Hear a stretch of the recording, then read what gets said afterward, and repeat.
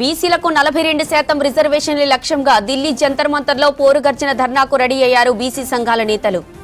BC సంఘాల ఆధ్వర్యంలో నిర్వహిస్తున్న మహాధర్నాలో కాంగ్రెస్ అగ్రనేత, లోక్సభలో ప్రతిపక్ష నేత రాహుల్ గాంధీ, ఏఐసీసీ నాయకులతో సహా CM Revanth Reddy, PCC chief Mahesh Kumar Goud, deputy CM Bhatti Vikramarka, రాష్ట్రానికి చెందిన మంత్రులు, ఎమ్మెల్యేలు పాల్గొననున్నారు. ఇక సమాజ్వాదీ పార్టీ, డీఎంకే, లెఫ్ట్ పార్టీలకు చెందిన జాతీయ నేతలు, ఓబీసీ ప్రతినిధులు పోరు గర్జనలో పాల్గొననున్నారు. బీసీ పోరు గర్జన మహాధర్నాకు బీజేపీ, బీఆర్ఎస్ పార్టీలు దూరంగా ఉన్నాయి. ధర్నాకు రావాలని బీసీ సంఘాలు కోరినా రెండు పార్టీలు సైలెంట్ గానే ఉన్నాయి. ఇక స్థానిక సంస్థలతో పాటు విద్యా, ఉద్యోగాల్లో బీసీలకు 42% రిజర్వేషన్లు కల్పించే 2 బిల్లులను పార్లమెంటులో ఆమోదించి 9వ షెడ్యూల్లో చేర్చాలని సీఎం రేవంత్ రెడ్డి సహా బీసీ సంఘాల నేతలు కేంద్రాన్ని డిమాండ్ చేశారు. బీసీ పోరు గర్జనలో పాల్గొనేందుకు CM Revanth Reddy, deputy CM Bhatti Vikramarka, PCC chief సహా మంత్రులు, కాంగ్రెస్ ఎమ్మెల్యేలు ఢిల్లీకి చేరుకున్నారు.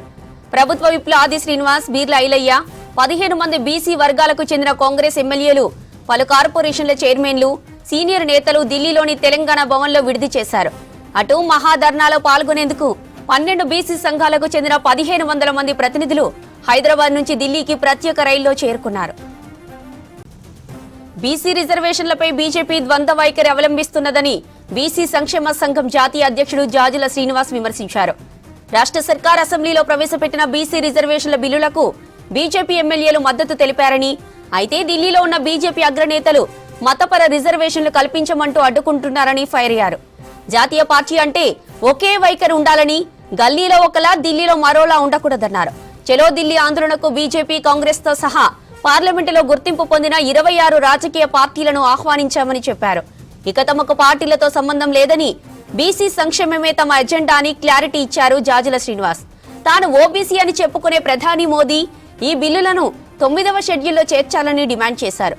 అలా చేస్తే ఈ మహాధర్నాను బీజేపీ ధన్యవాద సభగా మార్చుతామని చెప్పారు. ఇక ఇదే విషయానికి సంబంధించి ఢిల్లీ నుంచి మదార్ లైవ్ లో మరిన్ని డీటెయిల్స్ అందిస్తారు. Madar, good morning. డీటెయిల్స్ ఏంటి? వెరీ గుడ్ మార్నింగ్ జ్యోతి. బీసీల పోరు గర్జనకు సర్వం సిద్ధమైంది. మరి కాసేపట్లోనే ఈ మహాధర్నా కార్యక్రమం అనేది కూడా ప్రారంభం కాబోతా ఉంది. జంతర్ మంతర్ వేదికగా ప్రస్తుతానికైతే మనం స్టేజ్కి సంబంధించినటువంటి విజువల్స్ చూస్తున్నాము. పూర్తిగా ఏర్పాట్లు అయితే చేశారు. సీఎం కాంగ్రెస్ పార్టీకి సంబంధించి కీలకంగా లోక్సభ ప్రతిపక్ష నేత రాహుల్ గాంధీ, అలాగే తెలంగాణ ముఖ్యమంత్రి రేవంత్ రెడ్డి, భట్టి విక్రమార్క సహా పీసీసీ చీఫ్ మహేష్ కుమార్ గౌడ్, అలాగే బీసీ సంబంధించిన మంత్రులు కొండం సురేఖ, అలాగే పొన్నం ప్రభాకర్లు, 15 మంది బీసీ సామాజిక వర్గాలకు సంబంధించిన ఎమ్మెల్యేలు ఈ కార్యక్రమంలో పాల్గొంటున్నారు. విపులు ఇద్దరు కూడా, ఆది శ్రీనివాస్ అలాగే బీర్ల ఐలయ్య ఇద్దరు కూడా ఈ ధర్నా కార్యక్రమంలో పాల్గొంటున్నారు. ఇక అఖిలపక్ష రాష్ట్రానికి సంబంధించి అన్ని పార్టీలకు సంబంధించిన నేతలను కూడా ఈ పోరు గర్జనకు ఆహ్వానించారు. అయితే కాంగ్రెస్ పార్టీకి సంబంధించిన నేతలు అయితే ప్రస్తుతానికి ఢిల్లీ చేరుకున్నారు. మంత్రులు కావచ్చు, ప్రజాప్రతినిధులు, కాంగ్రెస్ పార్టీకి సంబంధించిన ప్రజాప్రతినిధులు చాలా వరకు కూడా ఇప్పటికే ఢిల్లీ చేరుకున్నారు. అలాగే బీసీ సంఘాలకు సంబంధించి కూడా రాష్ట్రంలోని సుమారు 16 వరకు బీసీ సంఘాలకు సంబంధించిన ప్రతినిధులందరూ కావచ్చు వేల సంఖ్యలో ప్రత్యేక రైల్లో ప్రస్తుతానికైతే ఒక్కొక్కరొక్కరుగా ఢిల్లీ చేరుకుంటున్నారు. ప్రస్తుతం మనం వేదిక దగ్గర ఉన్నాం, జంతర్ మంతర్ దగ్గర ఉన్నాం. పోలీసుల భద్రతతో పాటు ఇటు వందలాదిగా తరలి వస్తున్నటువంటి బీసీ సంఘాలకు సంబంధించిన ప్రతినిధులందరూ కూడా ప్రస్తుతానికైతే జంతర్ మంతర్ వేదికకు చేరుకుంటున్నారు. బీసీ సంఘాలకు సంబంధించిన నాయకులు కూడా కొంతమంది మనతో ఉన్నారు. వారితో మాట్లాడిద్దాం. అసలు ఈ రోజు పోరు గర్జనకు సంబంధించి వాళ్ళు ఈ వేదిక నుంచి, జంతర్ మంతర్ వేదిక నుంచి వాళ్ళు ఏం చెప్పదలుచుకున్నారు, వాళ్ళ డిమాండ్స్ ఏంటి అనే దానిపైన వారినే అడిగి తెలుసుకునేటువంటి ప్రయత్నం చేద్దాం.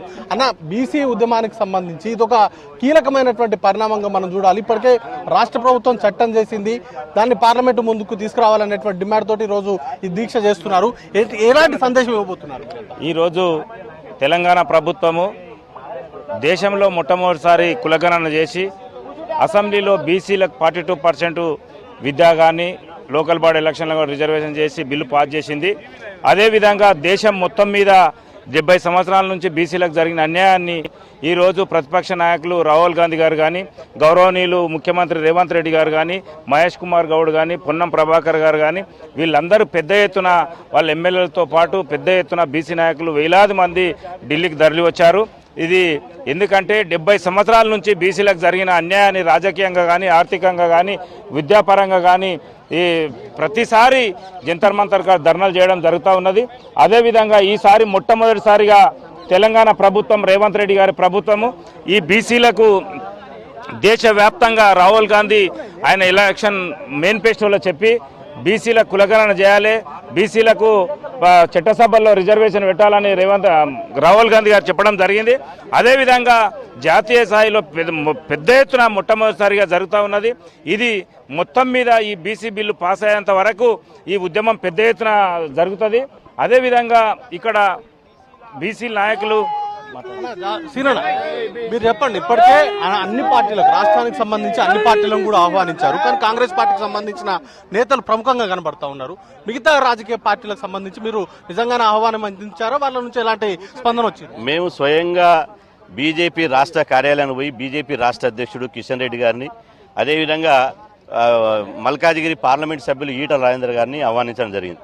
బీఆర్ఎస్ పార్టీ నుంచి మధుసూదన్ చారి గారిని, అదేవిధంగా శ్రీనివాస్ గౌడ్ గారిని, వద్దిరాజు రవిచంద్ర గారిని, ముగ్గురిని ప్రత్యక్షంగా కలిసి మేము ఇన్విటేషన్ ఇవ్వడం జరిగింది.